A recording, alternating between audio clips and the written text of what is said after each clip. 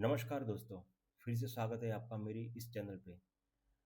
आज हम पेंटिंग बनाएंगे फ्रिडा kahlo की। फ्रिडा kahlo कौन है? आपको पता है? ठीक है, हम थोड़ी बात कर लेते हैं पहले फ्रिडा kahlo की। फ्रिडा kahlo एक प्रसिद्ध मैक्सिकन चित्रकार थी, जो अपने दर्दनाक जीवन, सेल्फ पेंटिंग और जीवन कला से जानी जाती थी। बचपन में पोलियो और 18 साल की उम्र में भयानक बस दुर्घटना में एक उन्हें जीवन भर शारीरिक दर्द दिया, जिसके कारण उन्होंने बिस्तर पर लेटे हुए पेंटिंग शुरू की। उनकी कला, उनका संघर्ष और मेक्सिकन संस्कृति आज भी उनके लिए जाने जाते हैं। यह वीडियो फ्रिडा kahlo की दर्दनाक कहानी और एक महान चित्रकार को एक श्रद्धांजलि है। आज हम पेंटिंग बनाएंगे फ्रिडा kahlo से प्रेरित होकर। एक मॉडल है जिन्होंने फ्रिडा kahlo के कॉस्ट्यूम पहन के एक फोटोग्राफी की है, तो हम उन्हीं को लेके पेंटिंग बनाएंगे और ये पेंटिंग फ्रिडा kahlo को श्रद्धांजलि रहेगी हमारी ओर से। ठीक है, तो चलो हम शुरू करते हैं डिजिटल पोर्ट्रेट पेंटिंग। जैसे कि आप देख रहे हैं, कोरल पेंटर में फाइल ओपन करके रखी है मैंने। उसमें हम जो ब्रश यूज़ करेंगे वो ड्राई पेस्टल यूज़ करेंगे। देखिए, इस ब्रश का नाम है थिक पेंट, जिसमें उसके सब टाइटल ब्रश होते हैं अलग अलग, तो उसमें ड्राई पेस्टल ब्रश यूज़ करेंगे। अब हमने काम स्टार्ट कर दिया है। पहले बैकग्राउंड पे ही हम काम करेंगे, तो हम ब्लेंडिंग करेंगे। पहले जो जो पिक्चर है ना, वहाँ हम पूरा कलर ऐड करेंगे। जो जो कलर है वहाँ पिक करेंगे कलर, उस कलर को पिक करके वहाँ से हम नया कलर ऐड करेंगे। तो जो ओरिजिनल पिक्सल है वो रिमूव हो जाएंगे और नए नए कलर ऐड होते जाएंगे। तो एक बेसिक कोड है जो हमें रखना है। तो आप देखिए, मैं हर एक जगह नया कलर ऐड कर रहा हूँ पिक करके। जो उसका बेस है उसको वैसे का वैसे ही रहने देता हूँ। सिर्फ वहाँ से कलर पिक करना है और नया कलर लेना है और उस तरह से नया कलर ऐड करना है। बेसिक स्ट्रोक आपको पता है कि किस तरह से हमें स्ट्रोक्स ऐड करने के, जिस तरह से उसका फ्लो जा रहा है ना उसी तरह से हमें स्ट्रोक्स ऐड करने हैं। पेंटिंग में एक ज़रूरी चीज़ है कंपोजिशन। आप कंपोजिशन किस तरह से कर रहे हैं? मैंने पहले से एक कंपोजिशन रेडी कर दी है। आप देखेंगे तो चारों ओर से मैंने एक प्रॉपर स्पेस रखी है। ऊपर नीचे थोड़ी थोड़ी रखी है, लेफ्ट एंड राइट भी एक एक प्रॉपर स्पेस रखी है, जिसके कारण प्रपोजन वाइज पिक्चर अच्छा लगे जब पेंटिंग हो जाए तब। ऐसा नहीं है कि टॉप टू बॉटम सभी जगह कट टू कट पिक्चर रखे। स्पेस बहुत ज़्यादा ज़रूरी है पेंटिंग के लिए, क्योंकि हम कभी कभी पिक्चर को इतना कॉम्प्लिकेट कर देते हैं कि पिक्चर देखने में पता ही नहीं चल रहा कि पेंटिंग कहाँ। पेंटिंग इतना जूम लग रहा है ना कि स्पेस स्पेस की कोई अहमियत ही नहीं लग रही। तो स्पेस जितना पेंटिंग की अहमियत है, जितने पेंटिंग की अहमियत है उतनी ही स्पेस की अहमियत है। बैकग्राउंड बहुत बहुत ज़रूरी है। तो हमें पेंट बैकग्राउंड में काफ़ी काम करना है। ऐसा नहीं है कि सिर्फ हमें पिक्चर का जो सब्जेक्ट है उस पर ही काम करना है।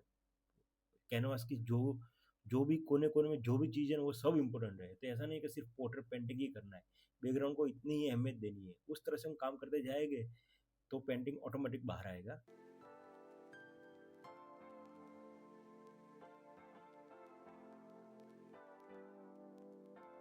अब आप देख सकते हैं कि जो ओरिजिनल टेक्सचर है उसके मैं अब रिमूव कर रहा हूँ और उस पर पूरे नए कलर ऐड कर रहा हूँ, क्योंकि वो टेक्सचर की मुझे ज़रूरत नहीं। छोटी छोटी चीज़ हम पेंटिंग करने जाएंगे तो मज़ा नहीं आएगा। उसको हम पहले पूरे कलर से फिनिश कर देते हैं।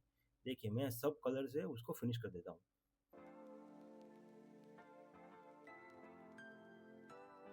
देखिए, ये बिंदास बिंदास काम करना है आपको। ऐसा नहीं कि चिप चिप के काम करना है, जो मैंने दूसरे दो आगे के पहले दो वीडियो में बात कही थी।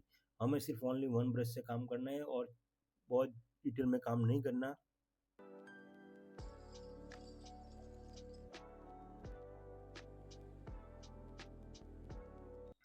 आप देख सकते हैं, देखो मैंने ना पूरा पिक्चर जूम आउट कर दिया। अब थोड़ा जूम इन करूँगा। यहाँ से येलो कलर पिक करूँगा। हमें सिर्फ और कुछ करना ही नहीं है। सिर्फ जहाँ जहाँ कलर है उस कलर को पिक करना है और उसी तरह से वहाँ के कलर के ब्रश स्ट्रोक ऐड करने हैं। लेकिन आपको वो ध्यान रखना है कहाँ डेप्थ आ रही है, कहाँ लाइट आ रही है, कहाँ मिडल टोन आ रहा है। वो ऑलवेज देखते रहना है। ऐसा नहीं कि कंटिन्यू सिर्फ काम ही करते जाना है, काम ही करते जाना है।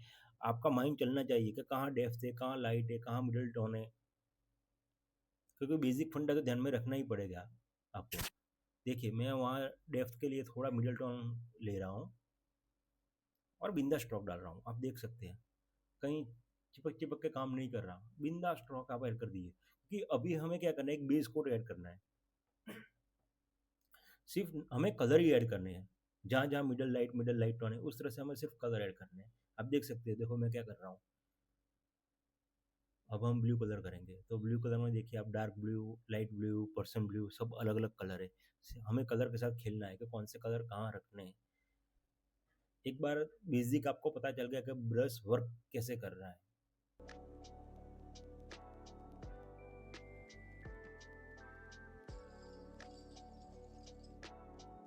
आप देख सकते हो मैंने आप लास्ट 2 वीडियो और तीसरा ये आई थिंक ये तीसरा या चौथा वीडियो है, मैं ओनली एक ही ब्रश से काम कर रहा हूँ। तो मुझे पता है कि मैं अगर अलग-अलग ब्रश लेने स्टार्ट कर लूँगा ना और हर एक ब्रश से काम करूँगा, तो आप कन्फ्यूज़ हो जाओगे, भाई मैं काम कैसे करूँ? कौन से ब्रश से काम करूँ? और एक टाइम कैसा आएगा, पेंटिंग आपका फिनिश भी नहीं होगा, पेंटिंग अधूरा रह जाएगा और एक फ्रस्ट्रेशन आ जाएगा, यार पेंटिंग अच्छा क्यों नहीं बन रहा? क्योंकि आप हर एक ब्रश एक साथ काम कर रहे हो और ब्रश ब्रश को समझ नहीं रहे आप ब्रश को समझ नहीं रहे, हर एक ब्रश को एक साथ कंटिन्यू काम कर रहे हो। तो क्या होगा फाइनली? आपको पता ही नहीं चलेगा कौन सा ब्रश किस तरह से वर्क कर रहा है। तो इसीलिए मेरा सजेशन है आप सिर्फ़ ओनली वन ब्रश से काम कीजिए। उस पे पूरा एक्सपीरियंस आपका आ जाए कि भई अब इससे मैं काम कर सकता हूँ, फिर ही हम नया ब्रश यूज़ करेंगे। अगर मैं अभी नए-नए ब्रश लेना स्टार्ट कर लूँगा ना, तो आप भी वो उसी तरह काम करना स्टार्ट कर दोगे। मेरा तो चलो एक एक्सपीरियंस है, तो मुझे पता है कौन से ब्रश के बाद कौन सा ब्रश काम करना है। लेकिन आप एक फँस जाओगे, इसीलिए मैं आपको दूसरे और कोई ब्रश नहीं दिखा रहा हूँ अभी, सिर्फ़ ओनली वन ब्रश से काम करना है। सिर्फ़ ओनली वन ब्रश से काम करना है। देखिए, अब मैंने नीचे के पूरे कलर ऐड कर दिए, अब मैं ये कलर ऐड कर रहा हूँ येलो ऑकर, लाइट येलो।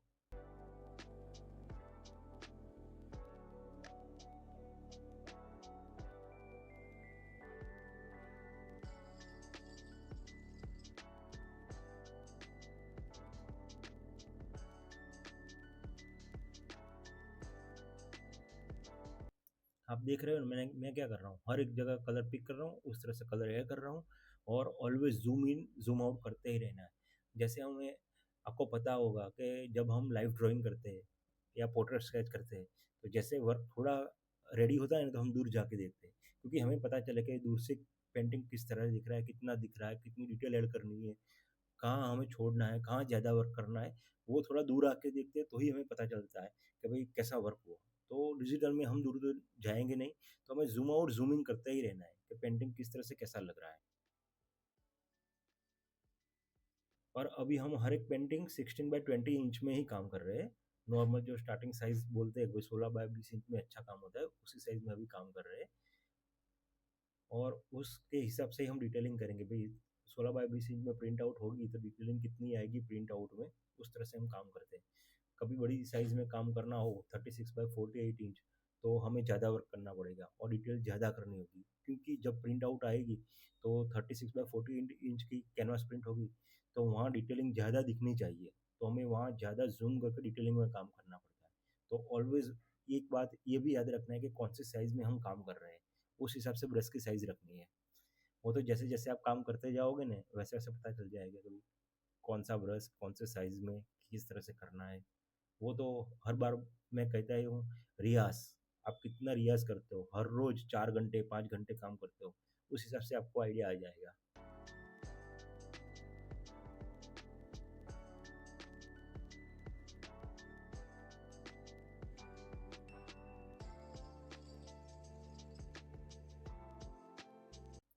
देखिए, अभी सभी सभी जगह मैंने कलर पिक ही किया है और हर एक जगह लाइट ब्रश स्ट्रोक ऐड कर रहा हूँ।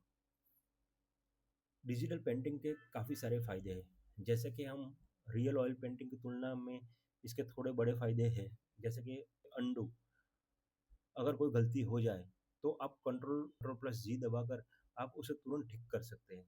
दूसरा लेयर्स, आप अलग-अलग लेयर्स पे काम कर सकते हैं। जैसे कि बैकग्राउंड एक लेयर में और मुख्य पेंटिंग दूसरी लेयर में, जिससे एडिटिंग में आसानी हो जाती है। ऑयल ब्रश और रंग, आपको बार-बार नया रंग या महँगे ब्रश खरीदने की कोई ज़रूरत नहीं पड़ती। एक ही सॉफ्टवेयर में हज़ारों तरह के ब्रश उपलब्ध होते हैं। साफ-सफाई, इसमें रंग फैलने या हाथ गंदे होने का डर नहीं होता।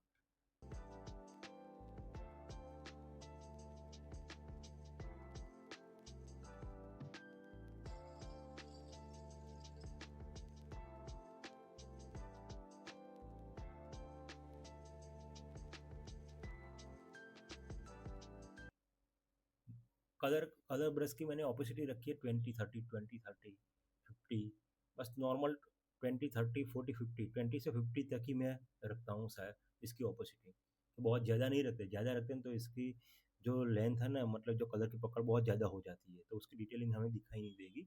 तो अभी हम 20 to 50 ही करेंगे। जिस तरह से आपका एक्सपीरियंस बढ़ेगा उस तरह से आपको पता चलेगा कि कहाँ मुझे ब्रश की ऑपोसिटी ज़्यादा रखनी है या कम रखनी है। अभी के लिए फ़िलहाल 20 to 50 ही रखिए। देखिए मैंने सभी जगह कलर ऐड कर दिया, डिटेल कहीं नहीं की, सिर्फ एक बेस कोट कर दिया है कलर का हर एक जगह।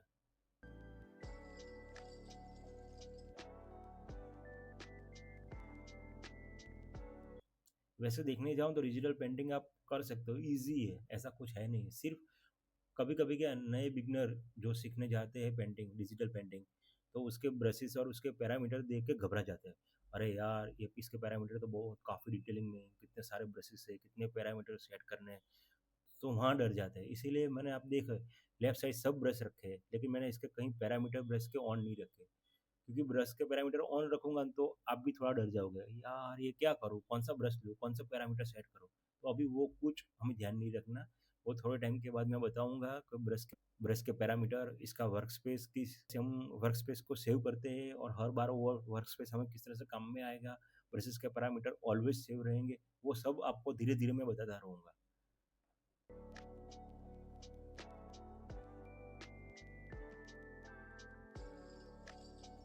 तो आप इस तरह से ही देखते रहना, कहीं स्किप मत करना वीडियो।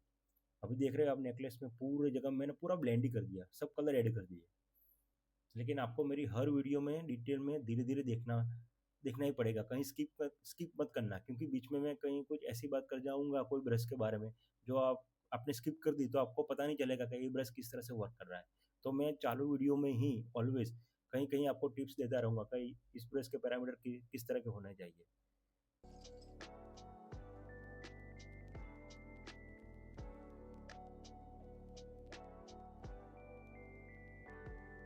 अब देखो मैं बैकग्राउंड में वर्क कर रहा हूँ कहीं कहीं ब्लैक कलर।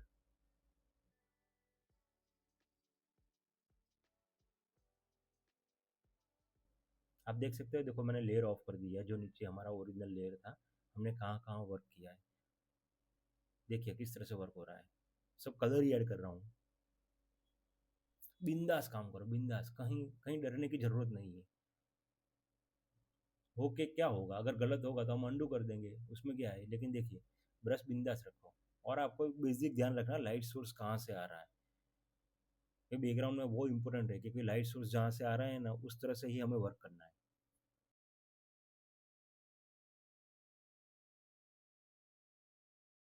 अब देखो हम ओरिजिनल कैनवास पे हैंड वर्क करते हैं तो इस तरह से ही वर्क होता है, कि नॉर्मली कलर इस तरह से बेसिक कोड हम पहले ऐड कर देते हैं, उस तरह से ही वर्क होता है। उसी तरह डिजिटल में काम कर रहे हैं।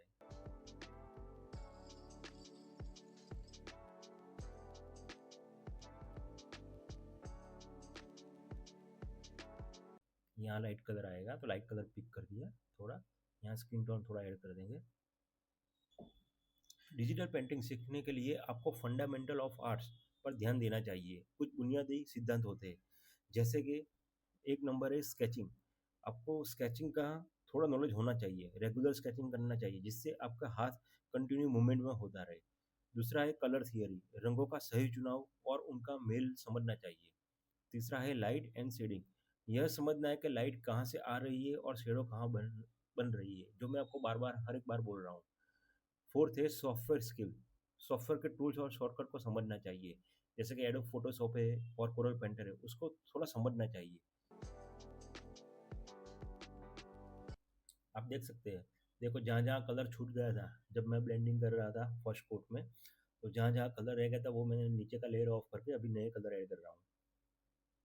अब मैंने लेयर देखो नीचे का ऑन कर दिया, फिर से ऑफ कर दिया, कि हमें पता चले कि हमारे कलर कहाँ रह गए करने के लिए। वो नीचे सिर्फ एक सॉफ्टली बेसिक टोन ही हमें ऐड करना है, डिटेलिंग तो उसके बाद आएगी। जहाँ जहाँ बैकग्राउंड है वहाँ मैं ब्लैक कलर ऐड करता हूँ। ये देखिए फ्लोरिंग में मैंने बेस कलर पिक कर दिया है, अब बिंदा स्ट्रोक ऐड कर रहा हूँ। सिर्फ आपको लाइट लाइट और डार्क का ही सिर्फ ध्यान रखना है कि किस तरह से लाइट, कहाँ से लाइट सोर्स आ रहा है। और आपको है ना जो ग्रेट आर्टिस्ट हो गए ना उन सबके पेंटिंग भी ऑलवेज देखते रहना चाहिए।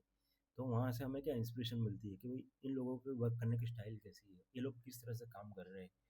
अगर आप देखोगे तो मेरा इंस्टाग्राम पेज, जहाँ मैं हर रोज़ एक सेलिब्रिटी का पेंटिंग करके अपलोड करता हूँ, तो मुझे भी कहीं से इंस्पायर होना पड़ता है। मैं हर रोज़ पिंटरेस्ट है या कोई ये गूगल है या कहीं से ग्रेट आर्टिस्ट के जो पेंटिंग है वो देखते रहता हूँ। अच्छे-अच्छे पोर्ट्रेट पेंटिंग को मैं डाउनलोड करके उसके जो बैकग्राउंड है उसकी स्टडी करता हूँ कि बैकग्राउंड किस तरह से अच्छे अच्छे आर्टिस्ट लोग वर्क कर रहे हैं। तो वहाँ से मैं रेफरेंस यूज़ भी कर रहा हूँ अपने हर एक पेंटिंग के अंदर, कहीं-कहीं मुझे लगे कि बेस कैसे लेना है, कहाँ से यूज़ करना है। तो आप भी उस तरह से रेफरेंस का यूज़ कर सकते हैं। उससे क्या होगा कि आपका ऑब्जर्वेशन पावर और बढ़ता रहेगा और आपकी देखने की एक स्टाइल है ना थोड़ी चेंज होगी। वो क्या होगा, हर बार आप खुद ही अपना काम करते रहोगे ना तो कुछ आइडिया नहीं आएगा कि भाई दूसरा हम चेंज क्या लाएँ। अगर ग्रेट आर्टिस्ट है, दूसरे आर्टिस्ट है, नए आर्टिस्ट उभरते हैं, लेकिन किसी की कोई अच्छी चीज़ है ना उसे अडॉप्ट कर लो। कहो कि भाई ये लड़का, ये लड़की, ये अच्छे आर्टिस्ट, ये लोग काम बहुत अच्छा कर रहे हैं, तो लो हम इसकी तरह थोड़ा काम करने का ट्राई करें। कि किसी किसी पोर्ट्रेट में देखोगे ना तो बैकग्राउंड बहुत अच्छा होगा, तो वो हमें सीखना चाहिए। किसी के पोर्ट्रेट पेंटिंग में ब्रश स्ट्रोक की काम करने की स्टाइल बहुत अच्छी है, वो नाइफ वर्क अच्छा करते हैं, ब्रश स्ट्रोक में पेच वर्क अच्छा करते हैं, पेचेस अच्छी तरह से रखते हैं, कहाँ-कहाँ किस तरह से डिटेलिंग में वर्क कर रहे हैं, आँख के अंदर कितना काम किया है, वो हमें सीखते रहना है और वही इम्प्लीमेंट हमें डिजिटल पेंटिंग में करना है। तो जितना ऑब्जर्वेशन होगा ना और जितना आप रेफरेंस देखते रह जाओगे, उस तरह से आपका एक एक्सपीरियंस भी बिल्ड होगा और वही पेंटिंग के अंदर अंदर दिखाई देगा। जब आप काम करोगे तो ऑटोमेटिक वो काम बाहर आएगा ही। जैसे-जैसे करते जाओगे ना, तो आपके माइंड में, सबकॉन्शियस माइंड में कहीं वो रेफरेंस आपने देखा है, उसकी छाप अंदर है। तो वो जब आई वर्क करते जाओगे तब वो धीरे-धीरे ऑटोमेटिक वहाँ से काम निकलेगा। उस डिटेलिंग उस तरह से निकलेगी। क्योंकि आई वर्क जब करते हैं तो वहाँ कोने-कोने में कहाँ व्हाइट हाइलाइट होती है, कहाँ कौन-सा वर्क होता है, वो ऑटोमेटिक बाहर निकलेगा। तो ऑलवेज़ ऑब्जर्वेशन ज़रूरी है, रेफरेंस का स्टडी करो। अब आप देखो यहाँ मैंने ऑलमोस्ट सभी जगह पेंटिंग कर दिया है, ब्रश कलर ऐड कर दिया है, आप देख सकते हो और मैंने फाइल सेव भी कर ली है। सेव करने की ऑलवेज़ हैबिट रखना, कहीं कभी-कभी फाइल करप्ट हो जाती है। चालू में कुछ कंप्यूटर में दिक्कत आ गई और बंद हो गया तो इसलिए ऑलवेज़ सेव कीजिए। अब मैंने देखो ज़ूम इन कर लिया है फाइल। अब हम थोड़ा-थोड़ा डार्क कलर ऐड करेंगे। डेप्थ लाइट, मिडल टोन उस तरह से कलर ऐड करेंगे और थोड़ी डिटेलिंग ऐड करेंगे। देखो मैं ओपेसिटी प्लस माइनस कर रहा हूँ अभी, कितनी करनी है मैंने 20 या 30 की ओपेसिटी रख दी इस कलर में, 20 कर दी है।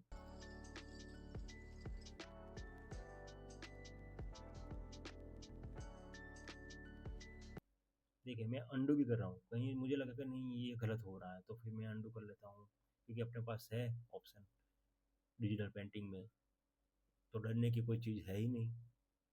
पूरे पूरे कॉन्फिडेंस से काम करो आप और ऑलवेज नए लेयर में काम करो। तो कहीं कुछ दिक्कत आ गई, कुछ गलत चीज़ हो गई तो लेयर को हम रिमूव कर सकते हैं। देखिए मैं अभी आई वर्क कर रहा हूँ, थोड़ा थोड़ा कलर टोन ऐड करके अभी ब्लेंडिंग कर रहा हूँ।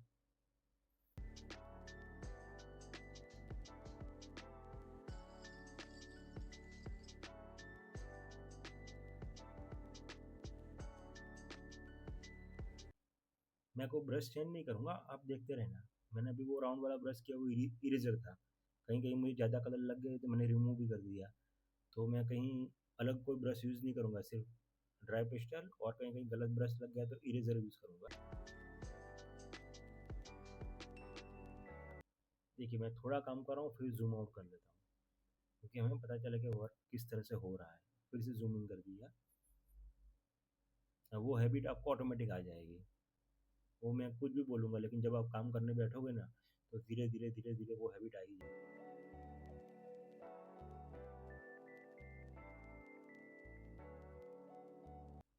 और बहुत हैवी टोन डार्क नहीं रखता हूँ, उसका मिडल टोन आता है उससे थोड़ा ही डार्क टोन मैंने रखा है।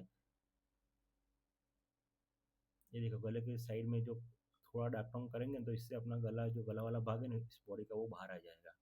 तो वो भी आपको ध्यान रखना है कि ब्राइटनेस कॉन्ट्रास्ट कहाँ रखना है, कौन से बॉडी के पीछे कौन सा कलर डार्क रखूँ और कौन कहाँ लाइट रखूँ, जिसके कारण मेरा जो सब्जेक्ट है पेंटिंग वो बाहर आ जाए। वो भी एक ज़रूरी है। वो तो एक एक्सपीरियंस हो जाने के बाद आपको पता चल ही जाएगा कि किस तरह से वर्क होता है। वो ऑटोमेटिक आपको डार्क लाइट, मिडल टोन पता चल जाएगा कहाँ-कहाँ मुझे डार्क रखना है, जिसके कारण सब्जेक्ट बाहर आ जाए।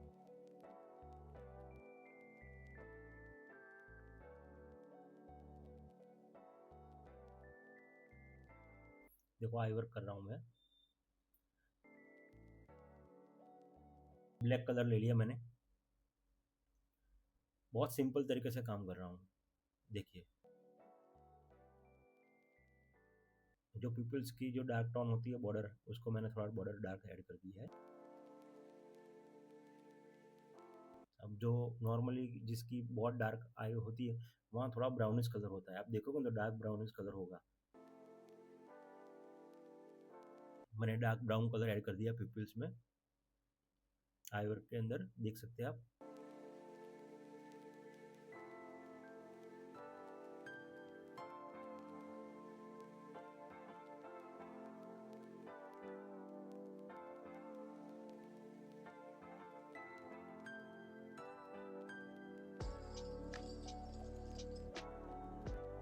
अपने आई के ऊपर एक एक लाइन होती है, आप सबको पता है, वहाँ थोड़ी मिडल टोन डेप्थ करनी ही पड़ेगी, और वो कैरेक्टर के हिसाब से करनी होती है। अलग अलग आई वर्क में अलग अलग वर्क होता है, तो जहाँ जहाँ लगे तो वहाँ मिडल डार्क टोन हमें ऐड करना है, जिसके कारण जिसके कारण आई वर्क पूरा उसका जो प्रपोजन स्ट्रक्चर है वो उस तरह से बाहर आए। देखिए, अब मैं पीपल्स में थोड़ा डार्क कलर ऐड करूँगा, कर दिया, देख रहे हैं आप। हम्म, देखो ब्लैक कलर मैंने मिडिल ब्लैक कलर लिया है, एकदम डार्क डार्क हैवी डार्क नहीं किया, मिडिल टोन ही लिया है। अब मैं प्योर ब्लैक कलर लूँगा, वहाँ वहाँ पीपल करके उसमें ग्लो रखूँगा, जो हाईलाइट आती है। देखो दोनों तरफ मैंने ग्लो ग्लो ऐड कर दिया है, वाइट कलर, थोड़ा जूम आउट कर लिया। जूम इन जूम आउट तो करते ही रहना है ऑलवेज, वो हैबिट तो आपको रखनी है। मुझे लगा ज़्यादा थोड़ा ग्लो ज़्यादा होगा, थोड़ा ब्लैक कलर करके थोड़ा कट कर दिया ग्लो, आप देख सकते हैं। अब थोड़ी हाईलाइटर दी उसमें, देखिए थोड़ी हाईलाइट ज़्यादा।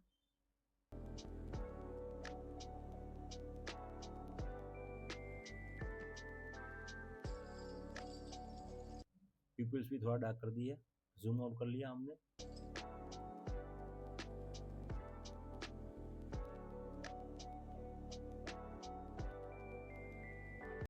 अब लाइट कलर मून्स रखेंगे, क्योंकि ऑलवेज आँख के अंदर थोड़े मून्स तो दिखते ही है हमें लाइट कलर के।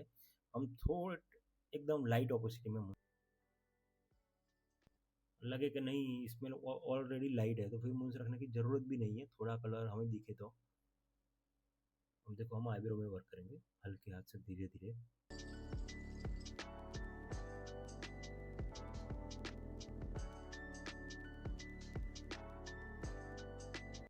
अब देखिए मैं थोड़ा मिडल टोन मिडल में कर रहा हूँ, थोड़ा थोड़ा डार्क टोन, अब जूम आउट कर लिया मैंने।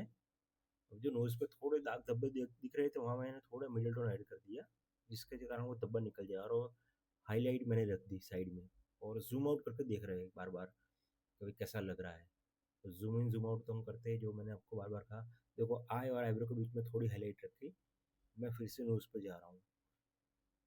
मैं काम करते समय हमें पता चलेगा जूम आउट करते समय कि कहाँ कहाँ लाइट रखनी है, कहाँ कहाँ मिडल लाइट रखनी है, इसलिए मैं zoom on zoom out zoom in zoom out करता हूँ। मैंने पुरानी हाईलाइट निकाल दी, मुझे ठीक नहीं लग रही थी। अब मैं फिर से रखूँगा, तो मिडल टोन पहले थोड़ा ऐड कर दिया, अब हाईलाइट रखूँगा। देखिए मैं कहाँ हाईलाइट रख रहा हूँ, एकदम नोज़ पे टॉप पे, जिसके कारण एक एक नोज़ 3D जैसा लगे। ऑलवेज ब्रश स्ट्रोक इस तरह से रखने हैं कि बॉडी पार्ट्स जिस तरह से अप डाउन हो रहे हैं ना, उस तरह से ही हमें स्ट्रोक्स रखने हैं, जिसके कारण हमें प्रॉपर पेंटिंग लगे, डायमेंशन दिखने चाहिए। अप डाउन डायमेंशन भी दिखने चाहिए, नोज आगे तो आगे, आई पीछे, तो वो डिस्टेंस मेंटेन रखना है। देखिए मैं मिडल टोन धीरे धीरे हल्के से रख रहा हूँ, कोई हैवी टोन नहीं रख रहा। आप देख रहे हैं, देखिए आराम से काम करना है। देखिए फिर मैंने उसको थोड़ा मर्ज कर दिया, और जहाँ जहाँ मुझे स्ट्रॉन्ग लाइट रखनी है वाइट, वहाँ मैं रख रहा हूँ,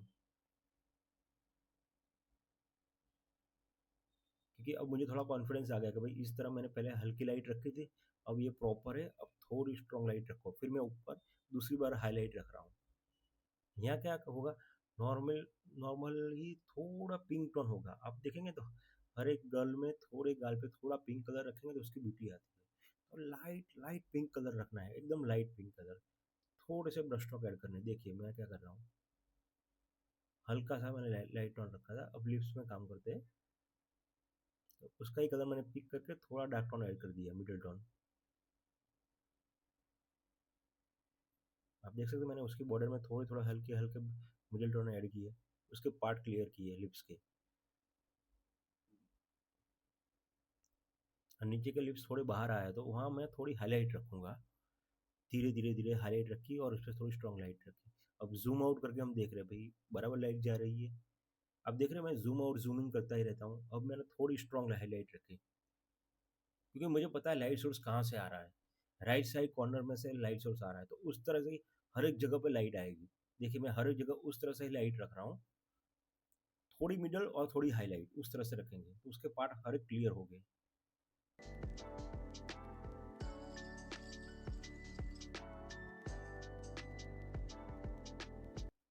अब देखो स्किन टोन का थोड़ा लाइट टोन मैंने लेफ्ट साइड बॉर्डर पे रखा हल्का सा।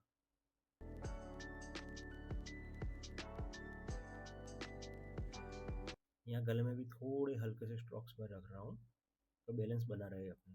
देखिए गला और मुंह का ऊपर का भाग है चीक्स उसको डिफरेंस बताना ही पड़ेगा इसलिए थोड़ा नीचे डार्क और ऊपर थोड़ा लाइट किया। अभी देखो फोर पे मैं काम कर रहा हूँ थोड़े थोड़े पिंकिश कलर वहाँ भी ऐड किए स्किन टोन के। स्किन में कहीं कहीं जगह पिंकिश टोन आएगा तो आपको ऐड करते ही रहना है और वाइट हाईलाइट कहीं कहीं रखनी है।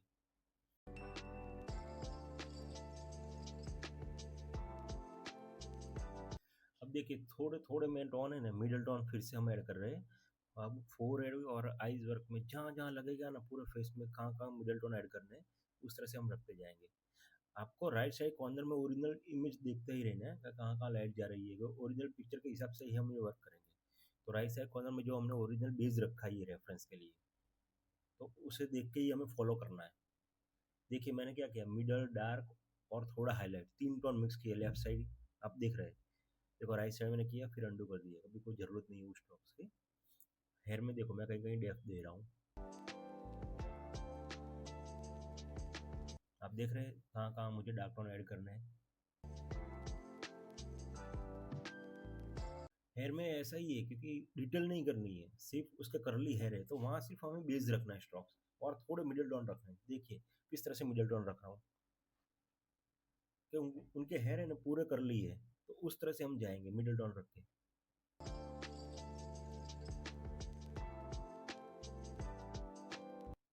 आप देख सकते हो कहाँ कहाँ मैं डार्क टोन ऐड कर रहा हूँ बिंदास स्ट्रोक रख रहा हूँ।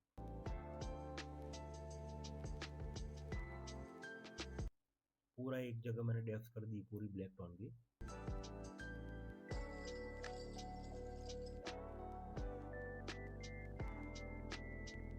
थोड़ी हाईलाइट हम ऐड करेंगे। देखिए जहाँ जहाँ हेयर की घुमावट है उसके पाउ जिस तरह से हो रहे हैं राउंड उस तरह से थोड़ी थोड़ी जगह एकदम मिडिल टोन हम रखेंगे। थोड़े थोड़े मिडिल टोन रखेंगे लाइट।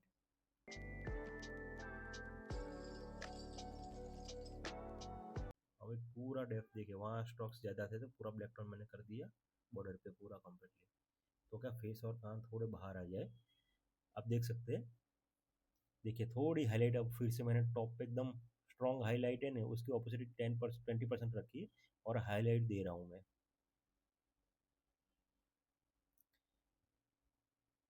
आप हेयर का ऑब्जर्वेशन करोगे ना कभी भी तो हेयर में देखना एक बीच में छोटी सी हाईलाइट होती ही है।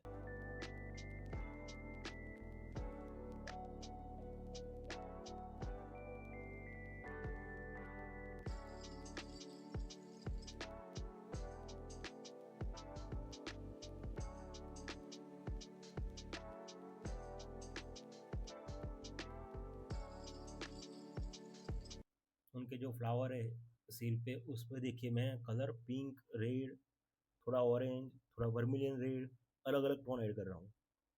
डिटेल डिटेल वाले डिटेल्स में फ्लावर नहीं बनाऊंगा सिर्फ टोन बेसिक टोन ऐड करूंगा क्योंकि ये पेंटिंग दूर से देखने जाने वाला है। हम नज़दीक से नहीं देखेंगे डिटेल वाला पेंटिंग नहीं है दूर से दिखा जाएगा। अगर वॉल पे लगाओगे ना 5 6 7 फुट दूर तो पेंटिंग बहुत ही अच्छा लगेगा तो उस तरह से हमें देखना है कि 6 7 फुट दूर से कैसा लग रहा है उस तरह से स्ट्रोक्स ऐड करने हैं। तो मैं देखो एकदम रफ स्टाइल में ही स्ट्रोक्स ऐड कर रहा हूँ येलो येलो कलर का देखो किस तरह से कर रहा हूँ क्योंकि मुझे पता है कि ये पेंटिंग दूर से ही देखने वाला अगर आप देखोगे पेंटिंग दूर से दिखाई देगा तो वहाँ उसका वॉल्यूम प्रॉपर लगेगा। देखो जहाँ जहाँ मुझे लग रही है वहाँ मैं अब हाईलाइट कर रहा हूँ।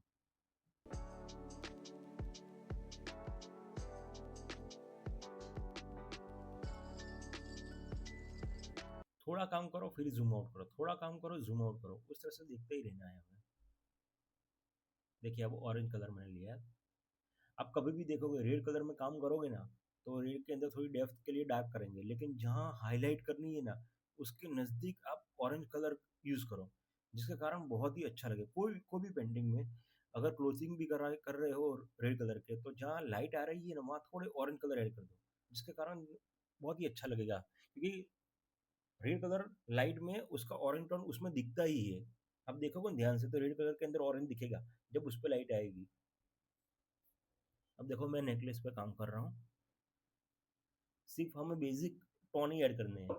अब ओरिजिनल इमेज में देखिए दूर से कैसा लग रहा है, अभी छोटी इमेज है इसलिए, तो ये पेंटिंग में दूर से ऐसा ही लगेगा। तो देखिए उस तरह से ही मैं टोन ऐड कर रहा हूँ, सिंपल। क्योंकि ये पेंटिंग बनाने का खास मोटिव क्या है, हमें सिंपल ब्रश को समझना है। ब्रश के रिगार्डिंग ही हम ऐसा सिंपल पेंटिंग बना रहे हैं। फिर आराम से मैं टाइम लेके एक पूरा डिटेल वीडियो बनाऊंगा, जिसमें काफ़ी सारे ब्रश यूज़ करेंगे, हर एक में अलग अलग। वो मैं टाइम लेके बनाऊंगा थोड़े टाइम में।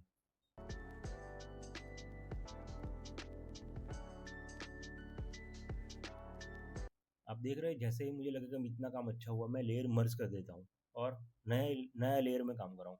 क्योंकि ऑलवेज नए लेयर में काम करने का बेनिफिट ये है कि कभी कभी लेयर में जो एक ही लेयर में हम काम करते हैं और बिगड़ जाता है तो पूरा काम बिगड़ता है। तो थोड़ा काम करो, अच्छा हुआ लेयर मर्ज कर दो, फिर नया लेयर लो, फिर उसमें थोड़ा काम करो।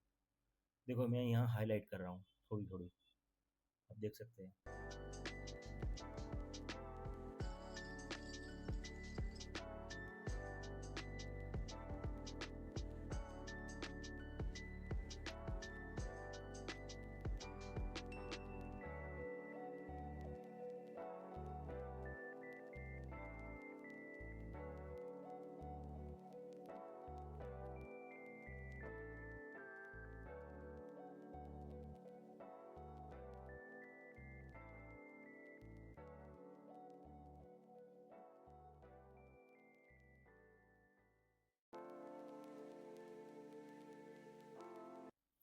मैं कलर कैसे ले रहा हूँ, आप देख रहे हैं कलर वहाँ, वहाँ जो कलर है उसी कलर को मैं पिक कर रहा हूँ, नया कलर लेने नहीं जा रहा हूँ। आप देखिए मैं वहाँ पिक कलर पे कलर पिक करता हूँ और उसके नज़दीक का कलर ही ऐड करता हूँ।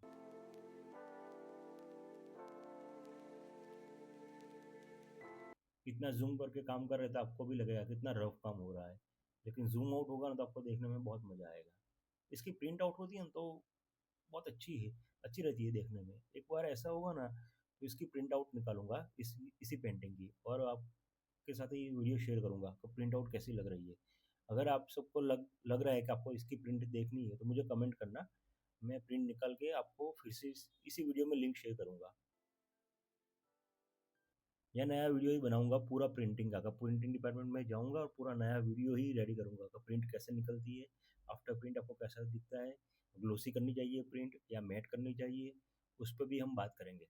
अगर ऐसा होगा तो स्पेशल एक वीडियो बनाऊंगा प्रिंटिंग के लिए, कैनवास प्रिंट कैसी होती है और हमें कौन से फॉर्मेट में प्रिंट निकलनी चाहिए, कितने रिजोल्यूशन रखने चाहिए, आरजीबी रखनी चाहिए, CMYK के रखनी चाहिए, उसके बारे में ऐसा कोई चलो पूरा एक नया वीडियो ही बना दूंगा। अगर आप सब इंटरेस्टेड है तो मुझे कमेंट कीजिए।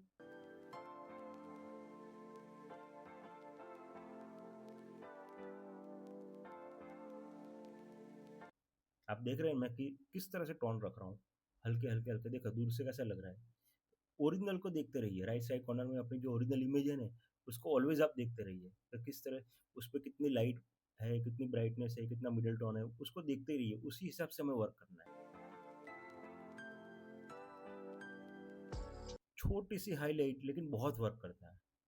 देखिए छोटी सी हाईलाइट रखते हैं लेकिन जूम आउट जैसे करोगे ना, उसकी एक ब्यूटी होती है, दिखाई दे रहा है, देखो हर एक पार्ट अलग अलग होता है।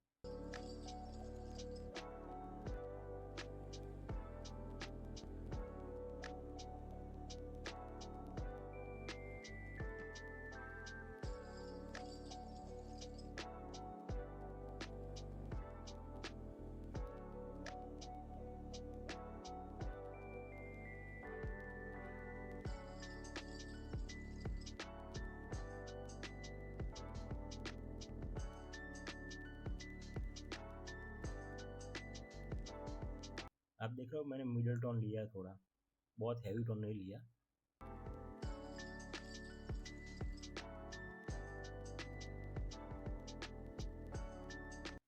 पुराने लेयर सब मर्ज कर दिए, नए नए लेयर में अब हम काम कर रहे हैं। आप देख सकते हैं, देखो उसका ही मैंने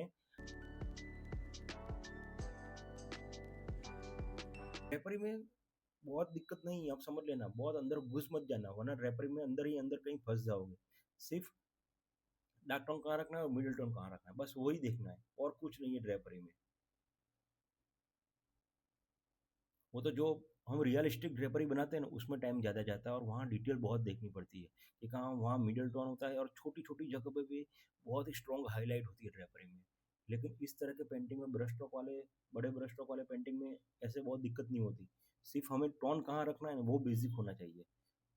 उसका नॉलेज तो होना ही चाहिए कि हमें एग्जैक्ट टोन कहाँ रखना है, गलत जगह नहीं रखना। और उसकी एक प्रॉपर वैल्यू होती है, ब्रश की ओपेसिटी की, साइज़ कितनी होती है, ब्रश की साइज़ कितनी छोटी कितनी बड़ी है, वो आपको रखना है। आपका एक हाथ कीबोर्ड पे ऑलवेज रहना चाहिए, जो मैंने बार बार आपको कहा है अगले वीडियो में भी, कि ब्रश की साइज़ छोटी बड़ी प्लस माइनस करते ही रहना है। जैसे साइज़ छोटी बड़ी करते हो ब्रश की, उस तरह से कलर की ओपेसिटी भी हमें उस तरह से प्लस माइनस करनी है। क्योंकि हर एक जगह एक ही ओपेसिटी में हम काम नहीं कर सकते, क्योंकि कुछ कुछ जगह पे 10 की ओपेसिटी रखनी पड़ती है, 10% की, या किसी जगह 50% की भी ओपेसिटी रखनी पड़ती है। तो डिपेंड है कि वहाँ हाईलाइट कितनी आती है। अगर कम हाईलाइट आती है तो हम 10 की ओपेसिटी रखेंगे, और ज़्यादा हाईलाइट आएगी तो 30, 40, 50 या 60, बैलेंस किस तरह से रहता है लाइटिंग का, उस तरह से हम ओपेसिटी प्लस माइनस करेंगे। लेकिन ब्रश की साइज़ तो आपको हर एक जगह, हर एक एरिया की आपको साइज़ छोटी-बड़ी करनी पड़ती है। देखो मैंने है ना पूरा पेंटिंग घुमा दिया राउंड करने के लिए। अगर आप स्पेस बार और अल्टर दोनों साथ में क्लिक करके रैकम से पेन घुमाओगे ना, तो पिक्चर पूरा घूम जाएगा, और आपको जिस तरह से स्ट्रोक्स ऐड करने हैं उस तरह से स्ट्रोक्स ऐड हो जाएंगे। आपको वो क्या हाथ कर्व की तरह पूरा राउंड करने में दिक्कत हो ना, तो इस तरह से आप पेंटिंग पूरा घुमा सकते हैं, जिसकी की है स्पेस बार और अल्टर दोनों साथ में क्लिक करके आप वैकम से पेन से घुमा सकते हैं पूरा पेंटिंग। ओरिजिनल पोजीशन में लाने के लिए अल्टर स्पेस बार और डबल क्लिक करने की है, तो पेंटिंग ओरिजिनल पोजीशन में आ जाएगी। देखो मैंने पेंटिंग को पूरा घुमा दिया, और मैं उस तरह से पूरे स्ट्रोक्स ऐड कर रहा हूँ, क्योंकि फ्लो उस तरह से जा रहा है, वहाँ मेरा हाथ घूम नहीं रहा था सीधे सीधे पेंटिंग में। तो हमारे पास फैसिलिटी है, तो हम क्यों स्ट्रेट पेंटिंग करें। पेंटिंग घुमा दिया पूरा, जिस तरह से हमारा हाथ मूव करता है उस तरह से हमें पेंटिंग पूरा घुमा देना है, और उसी तरह से हमें स्ट्रोक्स ऐड करने हैं। आप देख सकते हैं, देखो एकदम इजीली हो रहा है ना, कि जिस तरह से जहाँ जहाँ कव जा रहे हैं उस तरह से ही हम स्ट्रोक्स ऐड करेंगे, और बहुत सिंपल रहेगा।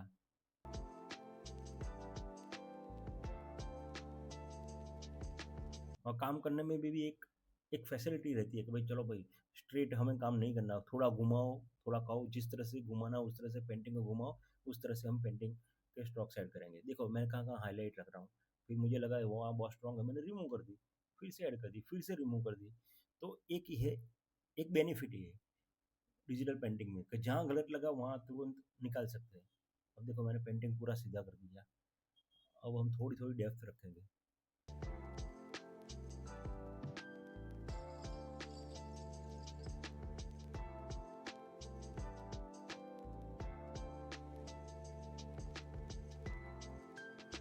पेंटिंग में क्या है, मेन पार्ट आपका ऑब्जर्वेशन है। आप हर एक जगह कुछ भी, किसी से बात करते हो या कुछ देखते हो, तो उसकी आइज़, उसके फेस, उसके क्लोथ, वहाँ देखो जहाँ डेप्थ कहाँ दिख रही है, लाइट कहाँ आ रही है। जितना आपका ऑब्जर्वेशन पावरफुल होगा ना, वही पेंटिंग के लिए बेनिफिट है, क्योंकि तब वहाँ आप वर्क कर पाओगे, क्योंकि आपको पता है कि कहाँ लाइट जाती है, कहाँ डेप्थ है, क्योंकि सबसे बेस है ऑब्जर्वेशन पावरफुल होना चाहिए आपका। कि आपने देखा होगा तो ही इम्प्लीमेंट कर पाओगे ना, एक बेसिक है। तो आपको हर एक जगह, हर एक प्रोडक्ट में आपकी एक नज़र थोड़ी शार्प करनी पड़ेगी।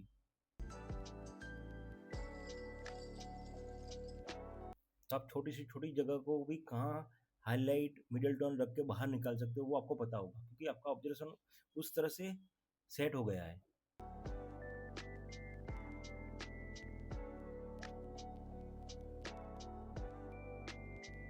देखिए राइट साइड भी इस तरह से ही काम करना है।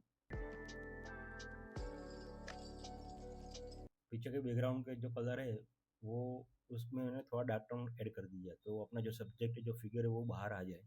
इस तरह से मैंने काम किया। देखो बैकग्राउंड के साइड थोड़ा डार्क कर दिया, लास्ट में भी मैं उसको थोड़ा डार्क करके मर्ज कर दूंगा। अभी फिगर है, उसकी बॉर्डर मैंने थोड़ी हाईलाइट रखी, जिसके कारण अपना पूरा पेंटिंग बाहर आ जाए।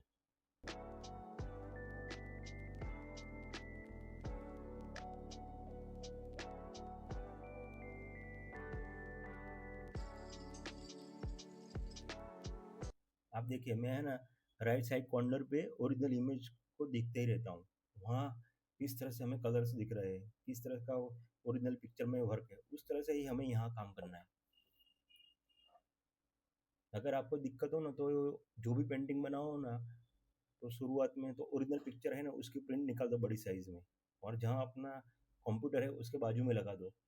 तो आप देखते रहोगे ओरिजिनल में कितना वर्क है।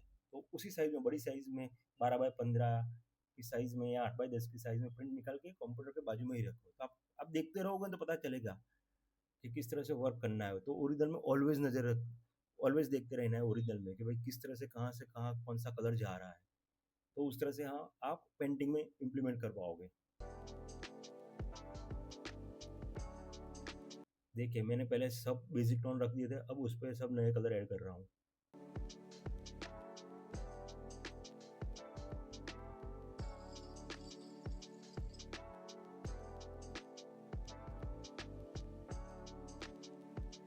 देखा, मैंने लेयर सब मर्ज कर दिए। मैं ऑलवेज़ कुछ थोड़ा वर्क होता है तो लेयर मर्ज ही कर देता हूँ, तो अपना काम बिगड़े नहीं। फिर ऑलवेज़ नए नए लेयर में काम करते हैं। बेसिक एक dark tone, middle tone add कर दिया, ग्रे टोन में देखिए।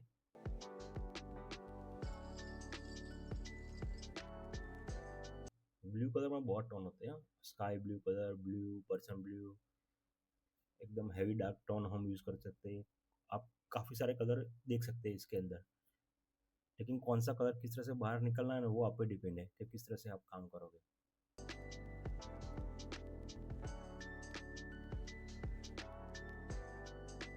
अभी तो सिर्फ मैं ऑलवेज क्या करूँगा, आपको सिखाने के लिए मैं ऑलवेज, देखिए आप, सिर्फ मैं कलर पिक करके ही लेता हूँ, नज़दीक का कलर ही पिक कर देता हूँ। पैलेट में बहुत कम जाता हूँ, यहाँ से ही कलर पिक कर लेता हूँ क्योंकि मुझे तुरंत कलर मिल जाए। अब देखो, जो अभी पैलेट में गया, थोड़ा कलर मैं अभी अभी जा रहा हूँ, थोड़ा लाइट लिया।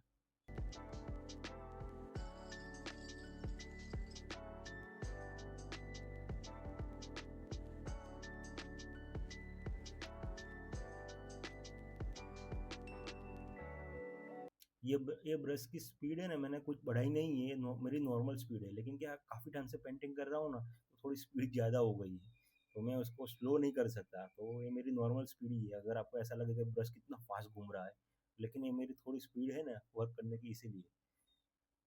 तो आपको कहीं ऐसा लगे तो वीडियो थोड़ा स्लो कर देना, अगर दिक्कत आए कुछ देखने में तो।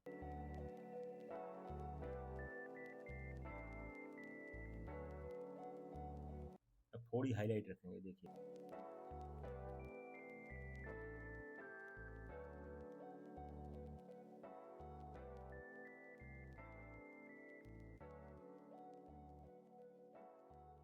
पेंटिंग में खास एक प्रोपोर्शन प्रॉपर होना चाहिए। लाइट सोर्स कैसे कहाँ से आ रहा है, वो उसका नॉलेज होना चाहिए।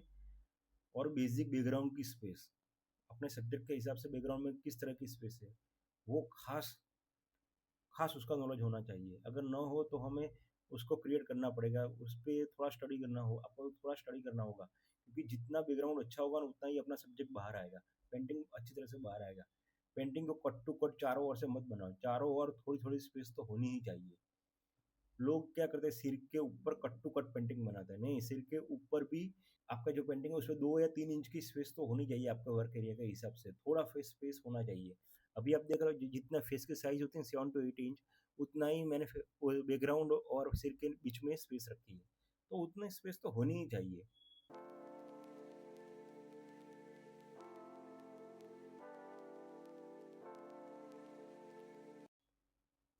जितनी पेंटिंग के आजू बाजू स्पेस होगी ना, उतना ही पेंटिंग ब्यूटीफुल लगेगा।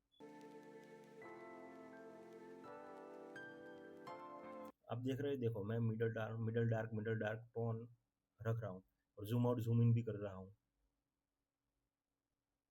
और थोड़ा पिंकिश डार्क पिंकिश करके हम बॉर्डर पे जो उनकी बॉर्डर है आप देख रहे हो ओरिजिनल में किस तरह का है, उस तरह से ही हम करते जाएंगे बिंदास। एक स्ट्रोक्स ऐड कर रहे हैं, dot dot dot dot dot, जो ओरिजिनल में दिखे ओरिजिनल में क्या डिटेल में हमें उस तरह से पेंटिंग करना ही नहीं है, सिर्फ स्ट्रोक्स ऐड करने हैं। उसकी वैल्यू प्रॉपर रहनी चाहिए बस देखने में।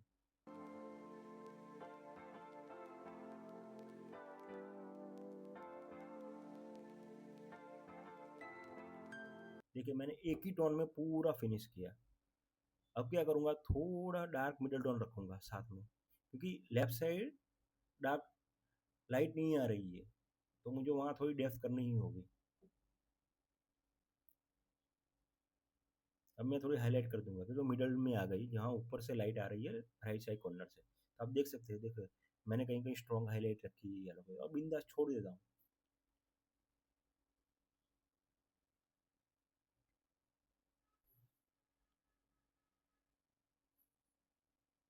देखो बार बार मैं काम कर रहा हूँ, अंडू भी कर रहा हूँ, उसमें कोई कोई हैरानी की चीज़ नहीं है। अच्छा नहीं हो रहा तो अंडू कर देने का, उसमें क्या है, निकाल देने का।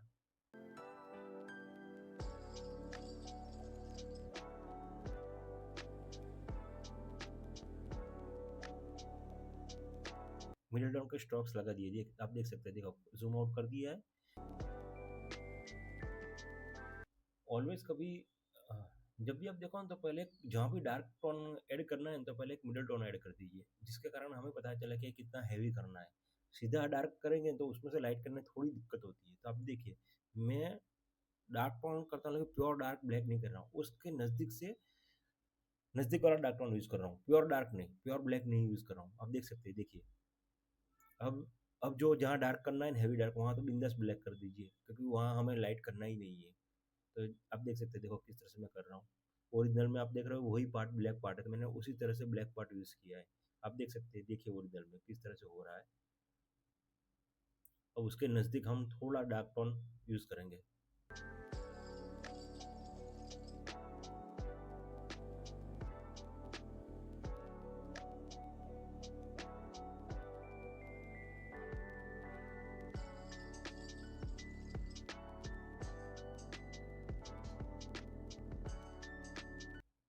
येलो कलर में थोड़ा लाइट टोन यूज़ करेंगे। उसके जो कर्व हो रहे हैं ड्रेपरी के, देखिए ड्रेपरी किस तरह से, आप ओरिजिनल में देख सकते हैं किस तरह की ड्रेपरी है, और क्या किस तरह से उस पर लाइट आ रही है। तो मिडल टोन एक लेते हैं। मिडल टोन को हम ड्रेपरी में यूज़ कर दें किस तरह से, देखिए सिर्फ बिंदा स्ट्रोक्स ऐड करने हैं और कुछ नहीं करना।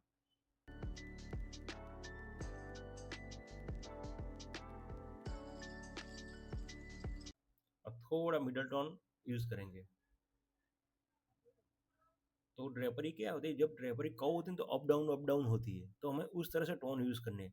मिडल डार्क हैवी डार्क उस तरह से हमें यूज़ करना है। अब उस पर प्योर हाईलाइट करेंगे, तो जो टॉप वाला पार्ट होगा ना वो सीधा बाहर आएगा। आप देख सकते हैं। देखो फुल हाईलाइट करेंगे ना, तो जो क्लोथ पे जो हाईलाइट होती है ना प्योर, वो सबसे टॉप पे होती है। तो वो वाला भाग हम थोड़ा ऊपर करने के लिए वाइट हाईलाइट यूज़ करेंगे, कि जिसके कारण लगेगा ड्रेपरी के इस पार्ट पे हाईलाइट ज़्यादा है, जो ड्रेपरी सबसे अप है वो दिखाई देनी चाहिए। बाकी तो सभी जगह मिडल और उसके नज़दीक के टोन हम यूज़ करेंगे, जिस तरह से ओरिजिनल में दिखाई दे रहा है उसी तरह से हम काम करेंगे।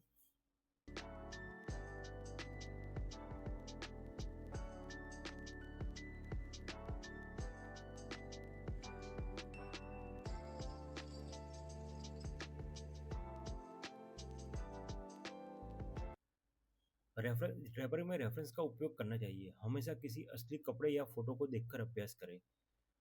शुरू में केवल ब्लैक एंड व्हाइट में पेंट करें, ताकि आप रंगों के बजाय केवल वैल्यू शेडो एंड हाईलाइट पर ध्यान दे सकें। कपड़े की गोलाई को समझने के लिए उसके काल्पनिक रेखाओं को खींचने का अभ्यास करें। ड्रेपरी पेंटिंग में सबसे महत्वपूर्ण बात यह है कि कपड़ा शरीर के अंगों के अनुसार मुड़ता है, इसीलिए पहले शरीर की बनावट एनाटॉमी को हमें समझना चाहिए। अलग अलग कपड़ों का पेंट करने का तरीका अलग अलग होता है। जैसे कि सिल्क, इसमें हाइलाइट्स बहुत चमकते हैं और शेडो बहुत गहरी होती है, जैसे इसमें रंगों का कॉन्ट्रास्ट ज़्यादा होता है। कॉटन की बात करें तो उसमें शेडिंग बहुत स्मूथ होती है, इसमें चमक कम होती है। और लेदर की बात करें तो ये कपड़े कम मुड़ते हैं और इनके फोल्ड मोटे और भारी दिखाई देते हैं।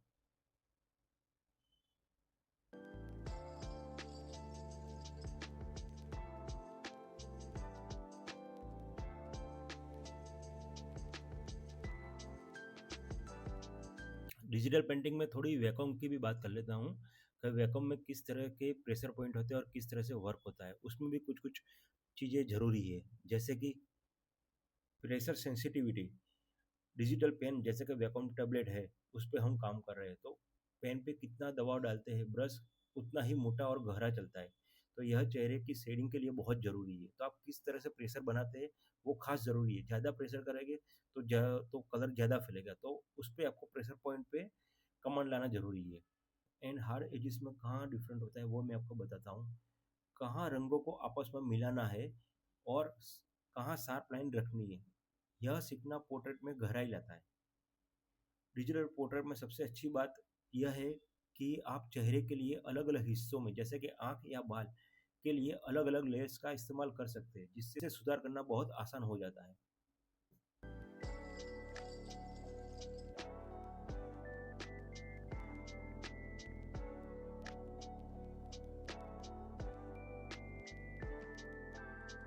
कुछ-कुछ चीज़ें ऐसी थी जो मैंने आपको कपड़े के बारे में बताई और थोड़ी वैक्यूम टैबलेट के बारे में बताई, जो चालू वर्क में ही मैं आपको बता सकता हूँ, क्योंकि वो अलग से बताना ज़रूरी मुझे नहीं लगा। वो चालू पेंटिंग में ही आपको वो थोड़ी टिप्स दे दी, कपड़े में किस तरह से काम कर रहे हैं, वैक्यूम का प्रेशर क्या होता है। तो मेरे ख्याल से आप समझ गए होंगे कि किस तरह से वर्क होता है।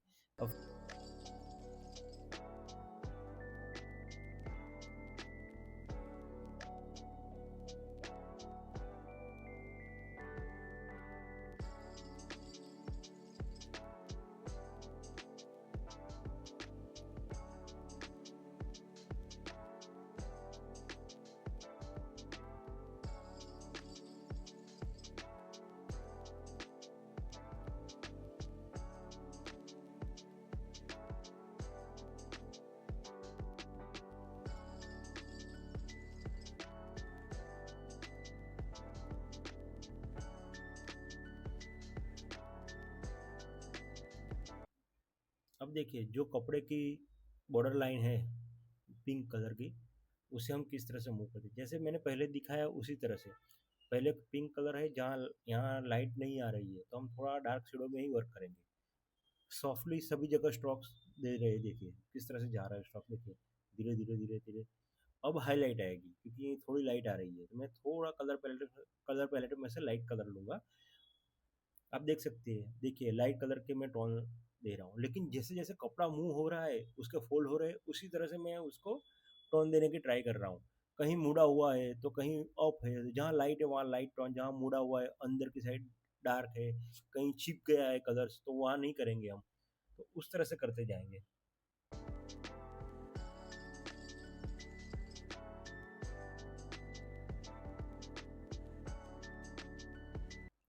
देखिए सिर्फ अप डाउन ही कर रहा हूँ स्ट्रोक्स। अप डाउन ही है और कुछ डिटेलिंग नहीं है। लाइट है तो लाइट, डार्क है तो डार्क, उस तरह से मूव करते जाना है हमें। ओरिजिनल पे आपको फोकस रखना है कि ओरिजिनल इमेज क्या है और किस तरह से वो वहाँ लाइट कलर शेडो है। आपको ओरिजिनल से कहीं भी ध्यान भटकाना नहीं है, ओरिजिनल पे ऑलवेज नज़र रखना है।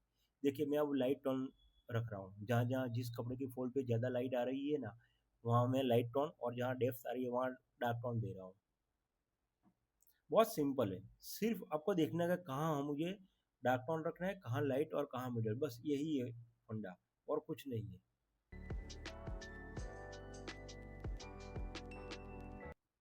एक बार पेंटिंग को समझ जाओगे, ओरिजिनल पिक्चर को समझ जाओगे, मुझे कहाँ से कौन सा टोन रखना है, फिर बहुत इजी है। और रियाज़ करना है, इजी मतलब रियाज़ करना है, क्योंकि जब तक रियाज़ नहीं करोगे हर रोज़ 4-5 घंटे, तो मेरे ख्याल से रिजल्ट जल्दी नहीं मिलेगा, मिलेगा लेकिन थोड़ा टाइम ज़्यादा जाएगा। तो आपको हर रोज़ प्रैक्टिस करनी है। देखिए वो पिंक कलर के बाजू में थोड़ा ब्लू कलर है, आपको ओरिजिनल में भी दिख रहा है, देखिए उस तरह से मैं ऐड कर रहा हूँ कलर्स। बस उसके नज़दीकी कलर ऐड करने हैं, बहुत शार्प कलर नहीं करने, सिर्फ छोटे छोटे सॉफ्ट स्ट्रोक्स रख देने हैं। नीचे की तरफ देखो कपड़ा मुड़ा हुआ है, तो वहाँ मैं थोड़ा मिडल टोन ऐड कर देता हूँ। हल्के से मैंने लेयर भी मर्ज कर दिया और नया लेयर लिया है काम करने के लिए। कहीं कहीं ऐसा भी हो सकता है जहाँ मैं थोड़ा कलर लाइट हो गया तो उसकी लेयर की ओपेसिटी कम करके उसको मैं मर्ज कर देता हूँ, तो मुझे वैल्यू वहाँ उस हिसाब से ही मिली रहे। अब देखिए कपड़े के अंदर थोड़ी थोड़ी डिज़ाइन है, तो ज़रूरी नहीं है कि ओरिजिनल जैसी ही डिज़ाइन करनी है। हल्का सा सिर्फ उतना शेप ही देना है हमें, तो किस तरह से गोलाई शेप है तो उस तरह से शेप देना है, डिटेल वर्क नहीं करना। लेकिन दूर से पेंटिंग में लगे कि वहाँ हमने कुछ डिज़ाइन वर्क किया है, तो आप देख सकते हैं, देखो मैंने किस तरह से डिज़ाइन वर्क किया है। लेकिन उनके जो बेसिक कलर है ना वो मैं ले लूँगा, जैसे कि पिंक लिया, ग्रीन लिया, फिर ब्लू कलर लूँगा। जहाँ डार्क शेडो है वहाँ डार्क शेडो की तरफ मैं उसको मूव करूँगा। और ड्रेपरी में देखिए डिज़ाइन में डिटेलिंग वाले कर ही नहीं रहा, सिर्फ एक शेप दे रहा हूँ, देखिए आप।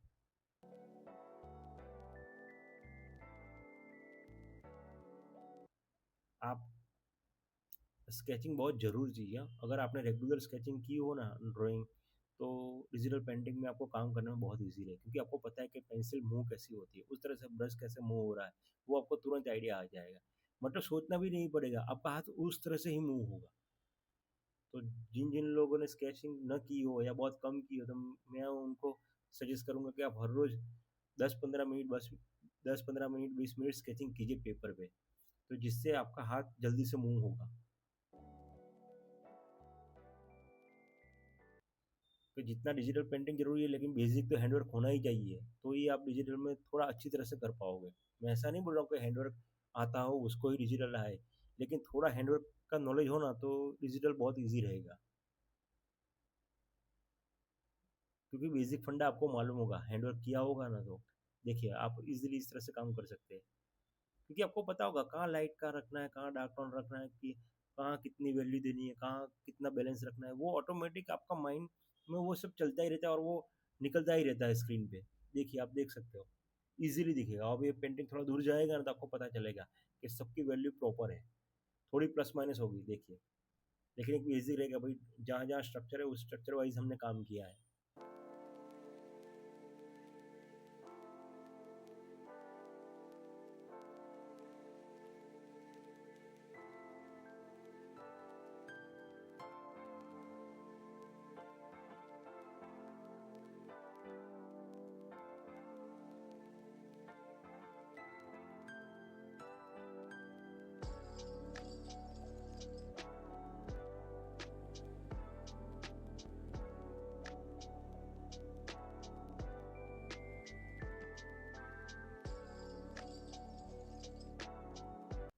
आप देख सकते हैं, देखिए ड्रेपरी में कुछ इतना ज़्यादा वर्क किया ही नहीं है मैंने, सिंपल सिंपल वर्क किया है। लेकिन जब ज़ूम आउट करते हैं तो आपको ऐसा लगेगा हाँ, काफ़ी सारा वर्क हो गया है और लग भी रहा है दूर से, क्योंकि ये हमने पहले ही कहा था कि ये पेंटिंग दूर से देखने वाला है, तो हम दूर से ही देखेंगे तो उस तरह से ही वर्क करेंगे और सिंपल सिंपल वर्क करेंगे, नो डिटेलिंग ज़्यादा।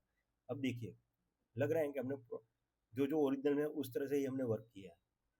आपको इस तरह से ही रियाज़ करना है। आप जब भी प्रैक्टिस वर्क शुरू करें ना, तो बस इस तरह से एक बार स्टार्ट कर दीजिए, शुरू कर दीजिए, सोचना नहीं ज़्यादा, बस एक बार शुरू कर देना है। जैसे ही आप शुरू करोगे ना, 2, 3, 4 प्रैक्टिस में आपको पता चल जाएगा, नहीं अब हम धीरे-धीरे पाथ पे आ रहे हैं।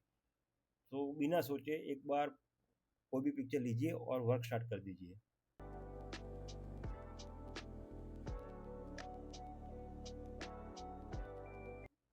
देखिए यहाँ पैर में मिडल टोन है, तो मैं मिडल टोन ऐड कर रहा हूँ। ओरिजिनल में आप देख सकते हैं, थोड़ा मेसी है, थोड़ा ब्रंट साइन है ज़्यादा है, थोड़ा लाइट टोन करेंगे, थोड़ा डार्क टोन ऐड करेंगे, लेकिन उसके शेप, पैर के शेप के हिसाब से हम कलर टोन ऐड करेंगे।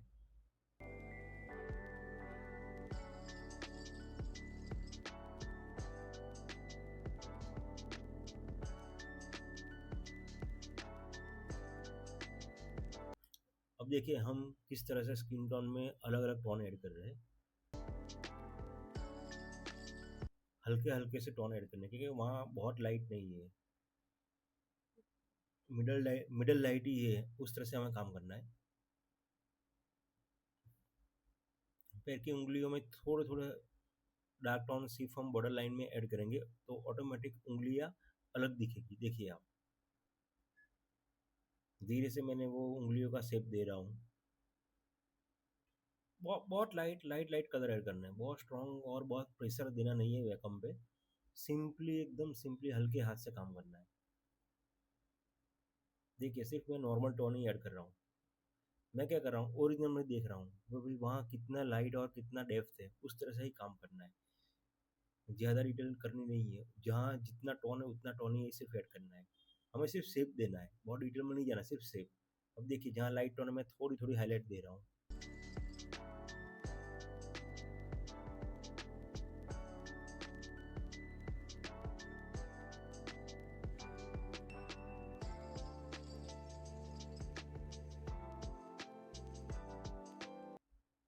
ये भाग थोड़ा डार्क है तो उसको उस तरह से हम डेप्थ देंगे, क्योंकि नीचे शेडो पर शेडो है, पैर के नीचे उंगलियों के नीचे शेडो जा रहा है।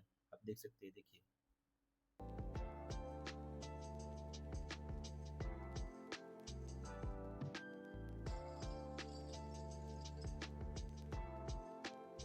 कपड़े और पैर के बीच में जो डिस्टेंस है ना, वो डिस्टेंस क्रिएट होना चाहिए। उस तरह से हमें डार्क शेडो उस तरह से रखना है, क्योंकि भी कपड़ा थोड़ा दूर है और पैर थोड़े अंदर है, तो उस तरह से हमें डेप्थ देनी है।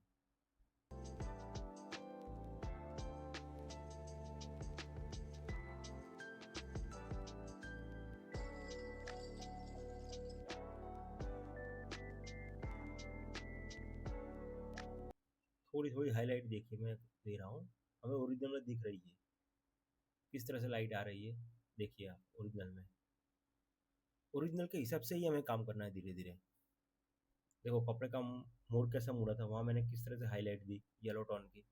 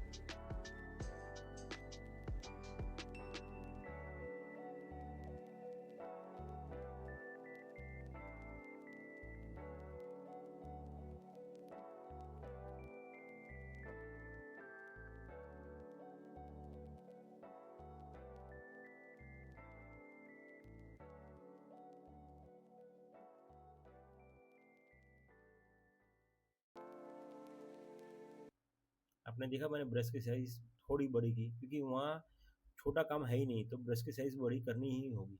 यहाँ देखिए बैकग्राउंड में मैं थोड़ा ब्रश बड़ा कर दिया है और बिंदा स्ट्रोक्स ऐड कर रहा हूँ। और वहाँ थोड़े डार्क स्ट्रोक्स ही हमें चाहिए, क्योंकि वहाँ शेडो आ रहा है पूरी फिगर का। हमें उस तरह से मर्ज करने हैं फ्लोरिंग में और पीछे के शेडो को, फ्लोरिंग को और पीछे के शेडो को, कि दोनों मर्ज हो जाए। देखो जहाँ डेप्थ है डार्क, वहाँ मैं थोड़े थोड़े हल्के से स्ट्रोक्स भी मैंने रख दिए।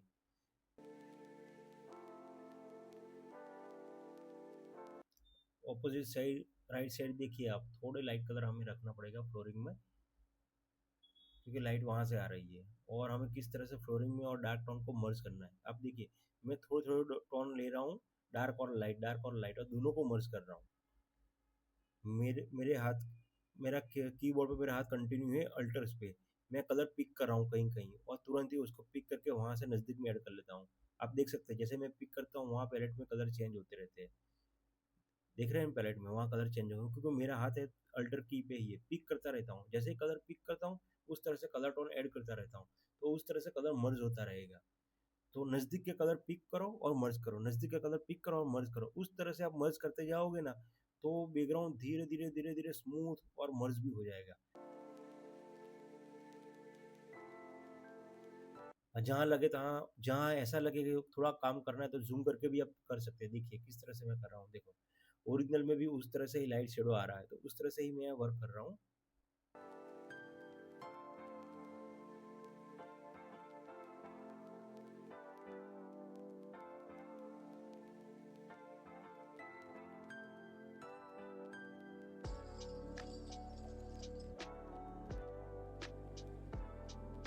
और जूम आउट जूम इन करते रहेंगे, तो हमें आइडिया आएगा कि प्रॉपर बैलेंस में सब स्ट्रोक्स ऐड हो रहे हैं, पेंटिंग पूरा कंप्लीट हो रहा है प्रॉपर, तो वो देखने में बढ़िया रहेगा हमारे लिए। देखिए मैं किस तरह से अब डार्क टोन को मैं अब देखिए मैं किस तरह से डार्क टोन पे काम कर रहा हूँ और बैकग्राउंड पे काम कर रहा हूँ, दोनों को किस तरह से मर्ज कर रहे हैं, क्योंकि एक ब्यूटी है बैकग्राउंड को और पेंटिंग को, दोनों को मर्ज करने की भी एक कला है, जैसे कि वो पेंटेड लगे हमें, उस तरह से हमें मर्ज करना है।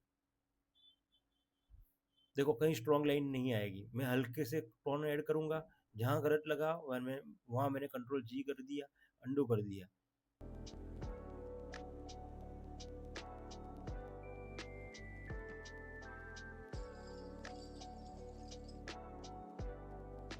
अब थोड़ा लाइट कलर ऐड करेंगे, देखिए यहाँ,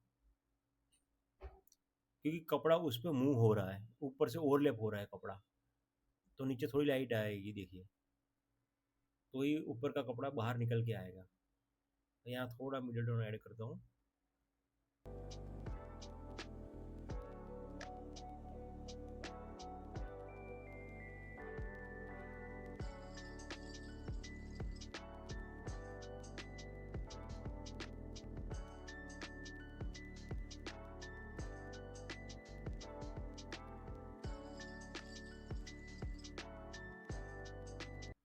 यहाँ थोड़ी डेप्थ के लिए हम थोड़ा डार्क टोन यूज़ करेंगे, और मैं ये डार्क टोन देखो डार्क और लाइट बिंदास रख रहा हूँ, क्योंकि मुझे फ्रीडम चाहिए पेंटिंग में, कि ऐसे लगे कि भाई मैंने कलर करके छोड़ दिया है, जैसे हैंडवर्क में कैसे ब्रश से कलर करके छोड़ देते हैं, उस तरह से हमें काम करना है, कि बिंदास काम करके हम कलर छोड़ दो आप, उस तरह से ब्रश को लास्ट में छोड़ ही दो, तो बैकग्राउंड के साथ थोड़े थोड़े कलर मिक्स हो जाएंगे और ऐसा लगेगा कि आप हैंड पेंटिंग कर रहे हैं, उस तरह से लगेगा।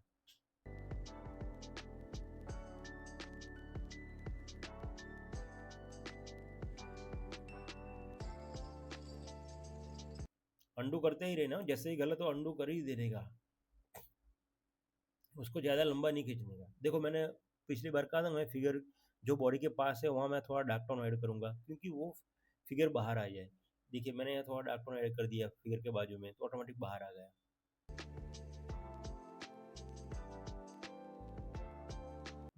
यहाँ देखो हाईलाइट और मिडल टोन की गेम है, कहाँ कहाँ मुझे हाईलाइट रखनी है, कहाँ मिडल टोन रखना है, वो आप देख सकते हैं।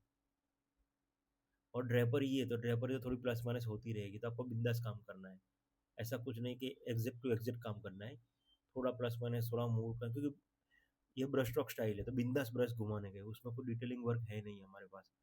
देखिए मैं कलर कैसे कर रहा हूँ, जैसे हैंड वर्क में हम कलर करते हैं पैलेट में कलर लेके, उसी तरह से मैं बिंदास कलर ऐड कर रहा हूँ।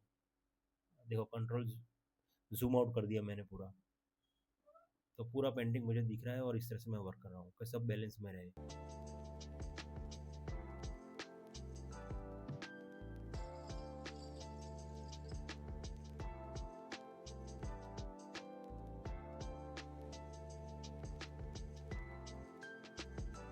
कपड़े की जो ड्रेपरी होती है उसको किस तरह से मूव करते हैं वो देखा आपने, मैंने डार्क टोन रख के पूरा कपड़ा फोल्ड कैसे होता है उस तरह से वर्क किया है, और जहाँ जहाँ मुझे हाईलाइट लगेगी मिडल टोन पहले रख के अब हाईलाइट रखूंगा, तो कपड़े की गोलाई भी आपको पता चलेगी, जैसे ओरिजिनल में दिख रही है, देख सकते हैं आप ओरिजिनल में, जैसे ओरिजिनल में उस तरह से मैं हाईलाइट ऐड कर रहा हूँ यहाँ पे।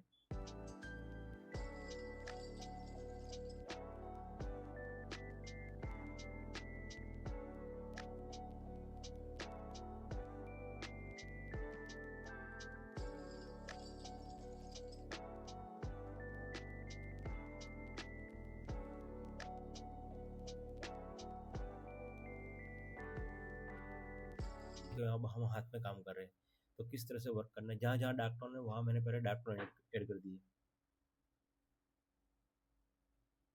तो उंगलियां ऑटोमेटिक देखो बाहर आएगी, देखा मैंने काम किया, जहाँ जहाँ डेप्थ है सिर्फ डार्क टोन ही ऐड किए और थोड़ी बॉर्डर लाइन पे थोड़े स्ट्रोक्स ऐड कर दिए उंगलियों में, क्योंकि हमें तो सिर्फ हाथ का शेप ही दिखाना है, हाथ और उंगलियों का सिर्फ शेप दिखाना है, क्योंकि पेंटिंग जो मैंने पहली बार कहा था और बार बार कहा था, हमें सिर्फ ये पेंटिंग दूर से देखना है, तो सिर्फ हम स्ट्रोक्स ऐड कर देंगे, मिडल डार्क और लाइट टोन, तो ऑटोमेटिक हाथ और हाथ की उंगलियां बाहर आ जाएगी। देखिए आप पीछे की साइड में डार्क बैकग्राउंड कर रहा हूँ, डार्क डार्क टोन ज़्यादा ऐड करूँगा, जिसके कारण उनकी स्किन टोन लाइट टोन है, तो उंगलियां सब बाहर आ जाएगी। यहाँ भी थोड़ी डेप्थ ज़्यादा करेंगे, थोड़ा डार्क टोन रखेंगे ऐड, देख सकते हैं देखिए।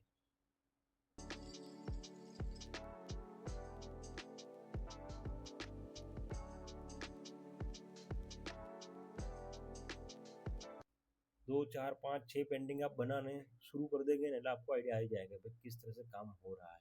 एक बार वैकम पे प्रैक्टिस हो जाएगी पेन पे, क्योंकि वो भी एक ज़रूरी है, कंटिन्यू प्रैक्टिस। तो आपको आइडिया आ जाएगा किस तरह से काम होता है और आपका हाथ, आपका वर्क एरिया किस तरह से सेट होता है।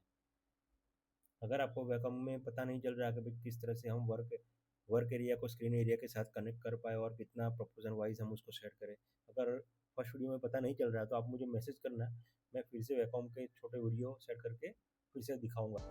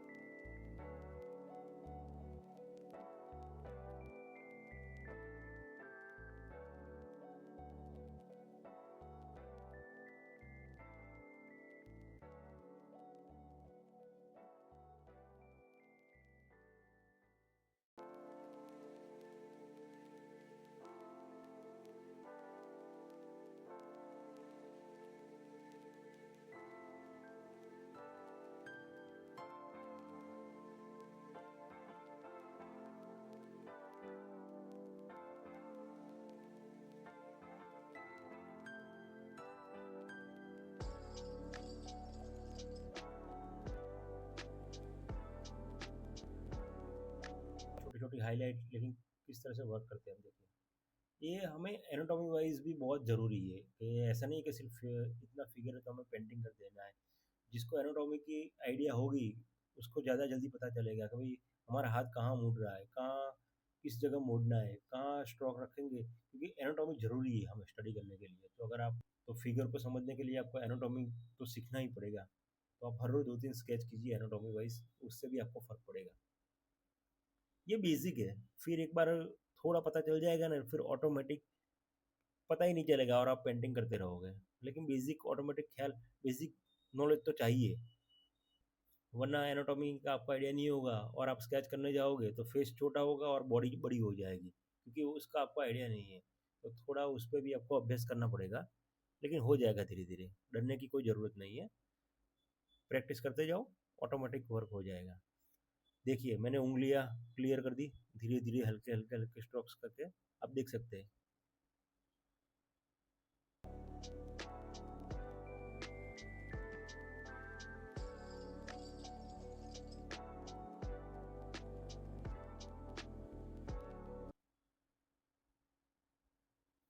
मैंने थोड़ा पिंक कलर भी हाथ में ऐड किया, देखा कि फीमेल की स्किन में थोड़ा लाइट लाइट स्किन होती है, जो गोरी स्किन होती है ना उसमें थोड़े पिंक टोन तो होता है, येलो और पिंक टोन होता है। पिंक सामान्य 5% 10% आप रखोगे ना स्किन के अंदर, तो स्किन बहुत ही चमक चमक आ जाएगी उस स्किन में। और उस पर थोड़ा थोड़ा हाईलाइट टोन रख दीजिए वाइट कलर के, तो ऑटोमेटिक वो डायमेंशन क्लियर हो जाएगा। देखिए आप दूर से, आप देख सकते हैं मैंने हाथ में वो डिटेल की ही नहीं, लेकिन जूम आउट करके देखते हैं तो प्रॉपर लग रहा है हाथ, जैसे ओरिजिनल में है वैसे ही। यहाँ देखिए मैं किस तरह से वर्क कर रहा हूँ, कहाँ कहाँ मुझे सिर्फ हाईलाइट करनी है कि जिस तरह से पार्ट अलग हो। डार्क टर्न हो तो उसको तुरंत रिमूव कर दो। देखो मैं तुरंत रिमूव कर रहा हूँ, गलत टोन हो रहा है तो हल्के हाथ से सिर्फ टोन ऐड करना है, कि दो पार्ट अलग करने हैं तो किस तरह से हमें करना है आप देख सकते हैं। सिर्फ लाइट टोन से ही हमें काम करना है।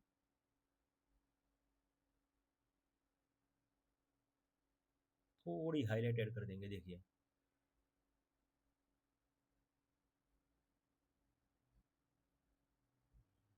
फाइल हमने सेव कर दी। अब नया नया ले और न्यू लेयर लेंगे हम।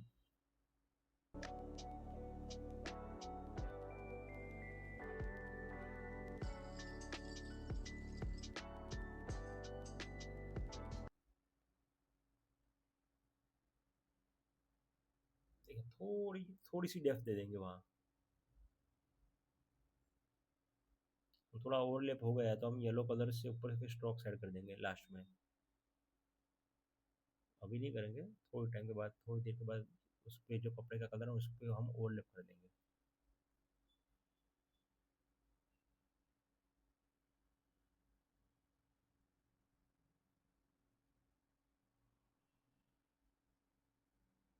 देखिए मैंने बोला था येलो कलर, अब हम येलो कलर को थोड़ा ओवरलैप कर देंगे तो कपड़ा ऊपर हो ना ऐसा लगे।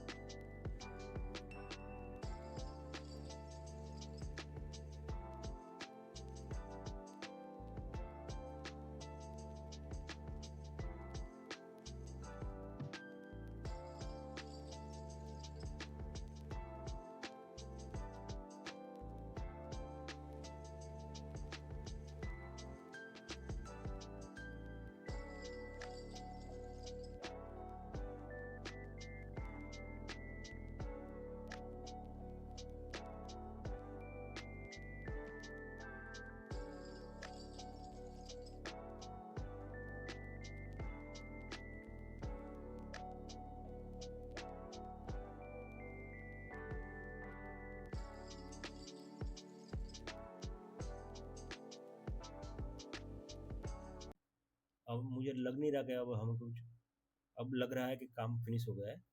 ज़्यादा कुछ वर्क करने की ज़रूरत नहीं लग रही मुझे। थोड़ी थोड़ी जगह देखिए ये बॉर्डर लाइन है तो वहाँ हम थोड़ा काम कर लेंगे, छोटे छोटे स्ट्रोक ऐड करके, जैसे ओरिजिनल में दिख रहा है कपड़े की बॉर्डर है वो, तो वहाँ हम थोड़ा काम कर लेते हैं।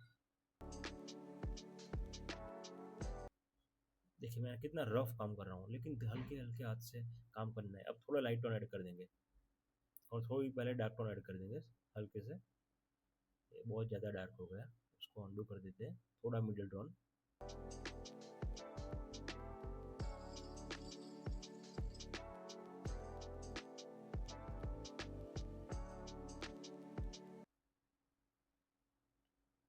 अब थोड़ी हाईलाइट ऐड कर देते हैं हम।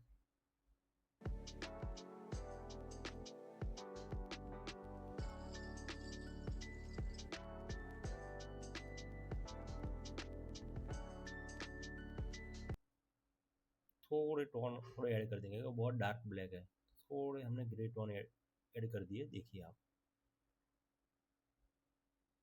क्योंकि जब प्रिंटिंग हो तो इसके फेस के पीछे बहुत हैवी डार्क ना हो, इसलिए हम थोड़ा ग्रे टोन ऐड कर दिया है तो पूरा काला पट्टा ना आ जाए प्रिंटिंग में, इसलिए थोड़े ग्रे टोन यूज़ कर लिए उसके पीछे।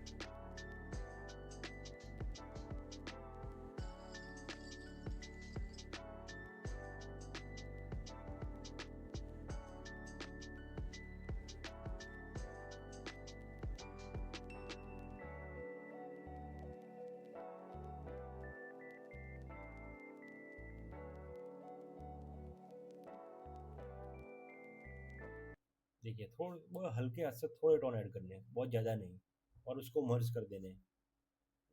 वो आपको मैंने सिखाया उस तरह से कलर पिक करके मर्ज कर देने हैं।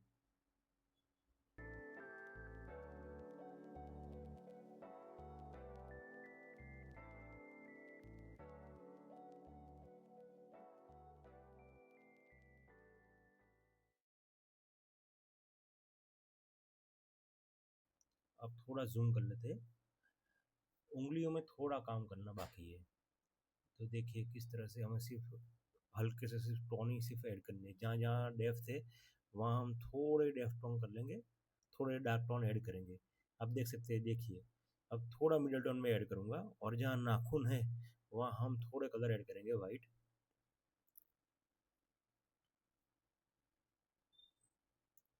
हल्के से लाइट टोन यूज़ करेंगे नाखून में, और जूम आउट करके देखेंगे किस तरह से दिख रहा है। तो वो हमें जूम इन जूम आउट तो करते ही रहना है, तो ही पता चलेगा। अब मैं थोड़ा मर्ज कर दूंगा उन दोनों को, देखिए हल्के हल्के से नाखून को थोड़े थोड़े वाइट टोन ऐड कर रहा हूँ।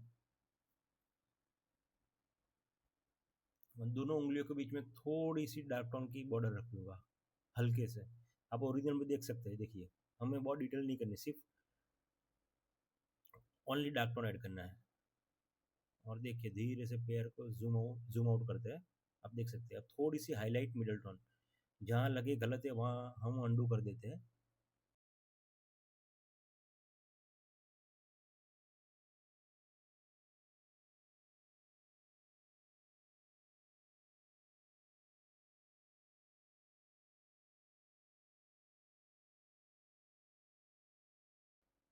बहुत बहुत सिंपल है, देखिए बहुत ही सिंपल है, सिर्फ मर्ज करना है कलर को, जो middle tone, light tone, hard tone है, उन सबको मर्ज करना है और कुछ नहीं करना है। देखिए आप,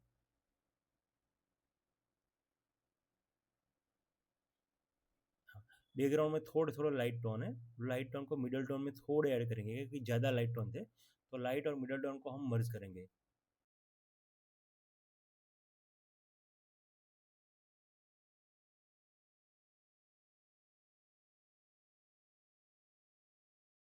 और बैकग्राउंड को हल्के हल्के हाथ से मर्ज करना है। आप देख सकते हैं, देखो लेयर मैंने ऑन ऑफ करके देखा, मुझे ज़्यादा लगा तो मैंने ऑपोसिटी थोड़ी कम कर दी। अब ऑलमोस्ट ये पेंटिंग फिनिश हो गया है, मैं आपको टॉप टू बॉटम पेंटिंग दिखाता हूँ। देखिए पेंटिंग में टॉप टू बॉटम हम शेयर कर रहे हैं आपके साथ। आप पूरा डिटेल वर्क देख सकते हैं, हमने किस तरह से वर्क किया है। धीरे धीरे आप यहाँ से देखिए, हर एक टोन में हर एक जगह मैंने काम किया है। Middle tone, light tone, yellow colour में किस तरह से काम किया था वो मैंने आपको बताया। ग्रीन कलर ड्रेपरी में किस तरह से हमने काम किया था, मिडल टोन वहाँ कहाँ किस तरह से रखा था। इसकी ड्रेपरी में देखो कितनी डिज़ाइन थी, बहुत ज़्यादा डिज़ाइन थी, लेकिन मैंने बहुत ही कम डिज़ाइन में काम किया है क्योंकि हमें डिटेल नहीं करनी थी।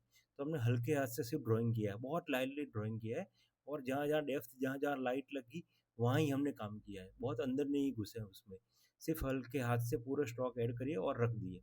ये ड्रेपरी में आप देखिए कहाँ कहाँ कव है, जहाँ हमने लाइट डार्क मिडल टोन कर किए थे।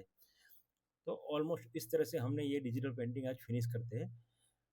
आपको ये पेंटिंग कैसा लगा, आप मुझे कमेंट करके बता सकते हैं। आपको उससे जितना हो सकेगा उतना मैं आपको आंसर देने का प्रयत्न करूँगा।